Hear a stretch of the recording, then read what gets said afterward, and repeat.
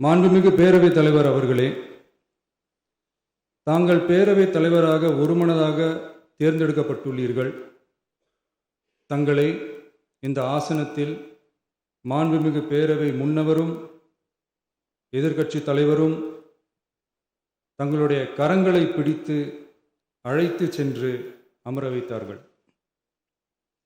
இந்த சம்பிரதாயம் எப்படி வந்தது என்று சொன்னால் சுவாரஸ்யமாக இருக்கும். பெரிய வரலாறு சம்பவத்தில் உள்ளது. இங்கிலாந்து நாட்டில் உள்ள பாராளுமன்ற நடைமுறைகளை போன்றதே நம்முடைய பாராளுமன்ற நடைமுறைகளும். மன்னராட்சி இருந்த காலத்திலேயே அங்க பாராளுமன்றம் இயங்கியுள்ளது. அக்காலத்தில் அனைத்து அதிகாரங்களையும் பெற்ற மன்னரும் இருந்தார், பாராளுமன்றமும் இயங்கியது. அங்கே மன்னர் ஒரு பணியை செய்ய வேண்டும் என்று விரும்புவார். பாராளுமன்றம் அவருடைய விருப்பத்தை பெரும்பாலும் நிராகரிக்கும். மன்னர் விரும்பிய காரியத்தை பாராளுமன்றம் நிராகரித்து விட்டது என்கிற செய்தியை மன்னருக்கு சொல்ல வேண்டியவர் பாராளுமன்ற தலைவர், ஸ்பீக்கர் என்பார்கள். பாராளுமன்றத்தின் கருத்தை மன்னரிடம் சொல்ல வேண்டியவர் ஸ்பீக்கர். அதற்கு துணிவு வேண்டும். சில பணிகளை செய்வதற்குத்தான் பாராளுமன்றத்தின் அனுமதி வேண்டுமே தவிர அந்த ராஜ்யத்தில் உள்ள எந்த பிரஜைக்கும் மரண தண்டனை விதிக்கும் அதிகாரம் மன்னருக்கு உண்டு.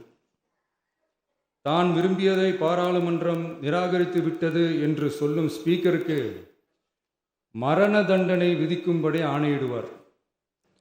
தலையை வெட்டி விடுங்கள் என்று ஆணையிடுவார்கள். இது பலமுறை நடந்ததால் யாருமே இந்த ஸ்பீக்கர் பதவிக்கு வர விரும்ப மாட்டார்கள்.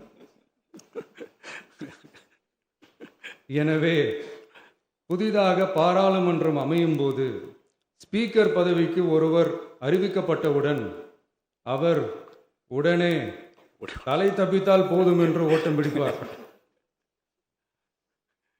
அணை முன்னவரும் எதிர்க்கட்சி தலைவரும் அவரை தடுத்து நிறுத்தி அவர் கைகளை பிடித்து இழுத்து வந்து ஆசனத்தில் அமர வைப்பார்கள்.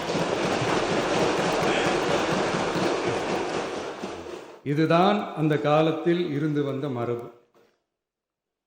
ஜனநாயக முறை ஏற்பட்ட பிறகும் இம்மரபு தொடர்கிறது. நிச்சயமாக தமிழக வெற்றி கழக உறுப்பினர்கள் அனைவருமே உங்களுக்கு உதவிகரமாகவே இருப்பார்கள் என்கிற வாக்குறுதியை இந்நேரத்தில் அளிக்க விரும்புகிறேன்.